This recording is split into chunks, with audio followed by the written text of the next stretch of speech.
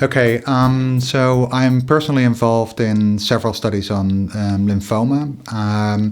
So I'm part of the European Prospective Investigation on Cancer, which is a large prospective study in Europe in which we enrolled 500,000 healthy people in the 1990s. And we are following them up during life and looking at the disease experience.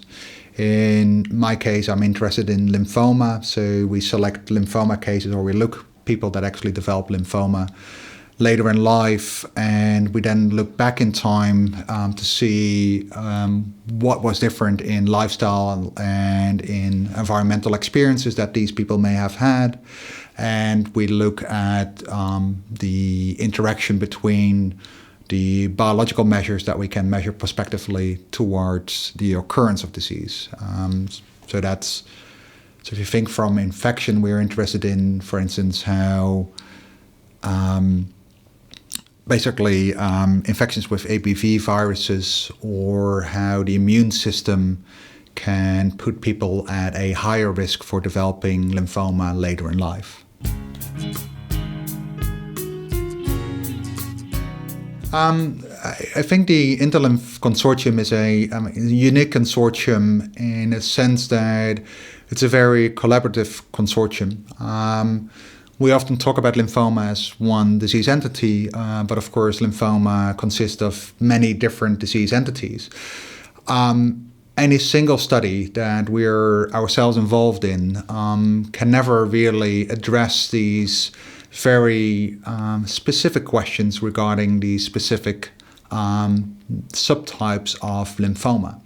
And that's why we really need each other to actually join our resources and have therefore more powerful studies than we can have on our own. It's also hugely important because we want to make sure that what we find we can put trust in, and that means that we need to have independent validation. Independent validation with InterLymph is facilitated by the fact that we have open communication, and so that means that we can do rapid validation and replication in other studies, and that actually moves the scientific evidence much faster forward than we could if we actually would do it ourselves, publish, and then somebody else picks up the lead after that. So I think that is hugely important. In my case, I look, for instance, at soluble B-cell activation markers in relationship to the development of lymphoma. We now have established through this consortium that we see the same kind of associations in different cohorts now. So we have been able to replicate the initial findings that were there in 5 independent cohorts now. Now we're at the brink of actually pulling all that data together and actually start asking very specific questions on how exactly does it work, how are the genetics involved in the observations we have, and are there interactions between these markers and risk factors. And if these interactions are there, does it mean that we actually can go to prevention of diseases? Can we actually suggest how you actually could change those status of those markers?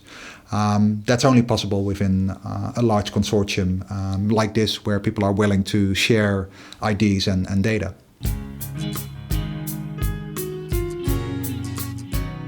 For the first time, at least in my experience, we actually have been able to start finding markers that are actually replicating across cohorts and also across populations. So we see the same kind of observations in the Western population as we see in the Asian population.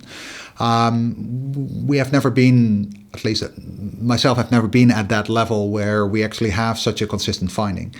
So that is really the exciting thing, and that actually puts a real tangible goal now, and where we actually can ask the other question: how can we actually move to prevention?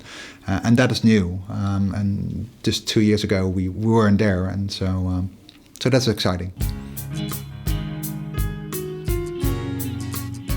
We have been concentrating on both viruses within the InterLymph group. Now, my research has been more on chemical exposures that can happen in the environment and the occupation, in which we have been able to more solidly establish certain risk factors for lymphoma. That means that on those chemicals, more strict regulation has been implemented over the last few years. So if you think about the use of benzene, which is a solvent, but is also a constituent of gasoline, in recent years, the percentage of benzene in gasoline has decreased so that the environmental levels are decreasing. Similar in the occupational workplace, more stringent limits have been set for these exposures. Similarly is true for formaldehyde and for other chemical exposures. So in that sense, there is a direct impact of the research we have done in recent years leading to more stringent regulation. And hopefully that leads to a prevention of future cases.